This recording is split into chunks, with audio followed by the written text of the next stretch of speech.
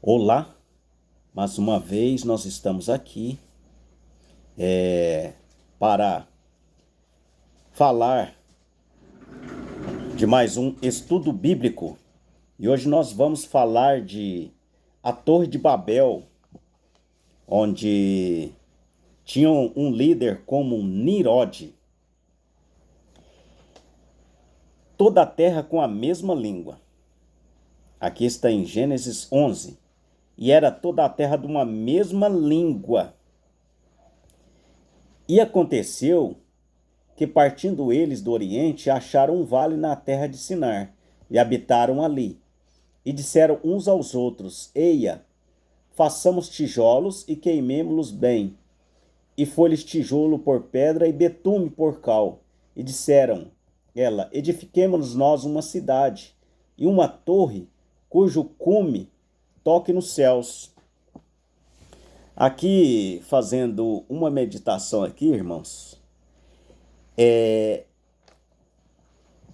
hoje, o que seria essa Torre de Babel para que possa chegar ao céu? Essa Torre de Babel hoje seria a teologia. As pessoas tentam chegar aos céus levantando torres de Babel, que são teologia, que não levam a Deus. Veja o que Jesus disse aqui, ó. Naquele tempo, respondendo Jesus, disse: Graças te dou, ó Pai, Senhor do céu e da terra, que ocultastes essas coisas aos sábios e entendidos e revelastes aos pequeninos. Quem são os pequeninos? Quem eram os pequeninos na época de Jesus? Pedro, que foi o primeiro pastor que não sabia nem ler, não sabia escrever nem o próprio nome. Foram as pessoas mais iletradas que seguiram Jesus. Foram as pessoas mais iletradas que seguiram a Davi. As pessoas que mais tiveram dificuldade com Jesus Cristo foi as pessoas estudantes de teologia, que foram os fariseus. Os homens mais estudados que tinha eram os fariseus. Irmãos, vamos meditar. Se você quer saber o que uma pessoa que usa droga, o que significa aquelas gírias dele, o que você vai fazer? Você vai andar com eles ou você vai estudar em uma escola para você entender o que eles falam? Qual que é mais fácil? É andar com ele. Se você andar com ele, você vai ver o significado daquelas gírias. Então, o que nós temos que fazer? Nós temos que ler a Bíblia e não estudar a teologia. É andar com Jesus. Andar com Jesus é ler as Escrituras. Algumas pessoas irão falar assim: mas o apóstolo São Paulo estudou teologia. Sim, ele estudou teologia. Agora vocês vão ver aqui o que ele fez com a teologia que ele aprendeu nos pés de Gamaliel. Na verdade, tenho também por perda todas essas coisas. Aos Filipenses 3, verso 8. Todas essas coisas por excelência do conhecimento de Cristo. Ele largou tudo para conhecer a Cristo. Meu Senhor, pelo qual sofri perda de todas essas coisas. Que coisa que Paulo perdeu? A teologia, tudo aquilo que ele aprendeu nos pés de Gamaliel, ele perdeu. Veja o que ele considerou. E as considero como esterco para que possa ganhar a Cristo. Veja, aquilo que Paulo jogou, Paulo considerou como esterco aquilo que ele aprendeu nos pés de Gamaliel para ganhar a Cristo. Cristo é o que? É a palavra. Então ele considerou a teologia como esterco. Quanto mais teologia você estuda, mais longe de Deus você está. Quanto mais rico financeiramente, as pessoas mais ricas financeiramente e as pessoas que mais têm leitura são as pessoas que menos acreditam em Deus. As pessoas que mais acreditam em Deus são as pessoas mais simples.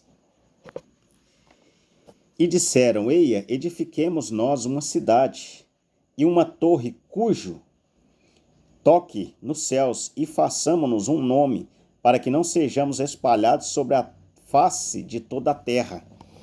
Então eles queriam fazer isso daí. E hoje estão fazendo a mesma coisa. Hoje nós já temos aparelhos que você conversa com a pessoa fala inglês, o aparelho fala português no seu ouvido. E ele que entende o inglês, o aparelho fala inglês para ele. Então Deus é separador. Agora o diabo quer ajuntar. Então o diabo já vem com a união das igrejas, unir novamente. Então está acontecendo aí uma união novamente, uma nova torre de Babel. Então desceu o Senhor para ver a cidade e a torre que os filhos dos homens edificavam, e disse: Eis que o povo é um, e todos têm a mesma língua, isto é o que começaram a fazer. Agora não haverá restrição para tudo o que eles intentarem fazer. Confusão das línguas. Gênesis 11, verso 7. Eia, desçamos e confundamos ali a sua língua, para que não entenda um a língua do outro. Assim o Senhor os espalhou dali sobre a face de toda a terra, e cessaram de edificar a cidade. Por isso se chamou o seu nome Babel, porquanto ali confundiu o Senhor a língua de toda a terra. Então, Babel significa confusão. Esse nome Babel significa confusão. E Babel também tem um significado também Babilônia. É a mesma. Veja, Babel, Babilônia. É confusão. Porquanto ali confundiu o Senhor a língua de toda a terra, e dali os espalhou o Senhor sobre a face de toda a terra. Então, Babel significa confusão. O que hoje os teólogos fazem? Confusão, confundindo as pessoas. A teologia, ela é inescriturística. Você não vê Jesus mandando estudar teologia em momento algum. Desde Gênesis a Apocalipse não existe estudo de teologia para cristãos. Não existe. Paulo teve que perder a teologia, tudo aquilo que ele aprendeu nos pés de Gamaliel serviu como esterco. Moisés, aquilo que ele aprendeu em 40 anos lá no palácio, Deus tirou, levou ele para o deserto, ele ficou mais 40 anos para ele esquecer toda aquela teologia que eu tinha aprendido. Paulo também é a mesma coisa. Paulo foi levado ao deserto. Deus trabalhou com Paulo 40 anos para esquecer aqueles anos de teologia. Certo? Então, é confusão. Confunde a mente das pessoas. Eles tentam se aproximar de Deus através da teologia, mas Deus confunde eles. Deus faz confusão na mente deles e eles não sabem nem o que eles falam mais. Eles próprios entram em divergência com eles mesmos. É tanta igreja, é tanta religião, abre uma de cá, abre outra para lá. Porque se a teologia fosse uma coisa verdadeira, eles estariam unidos em concordância, não estariam brigando. Por que eles brigam? Se a teologia é uma verdade, então não deveria haver briga entre eles.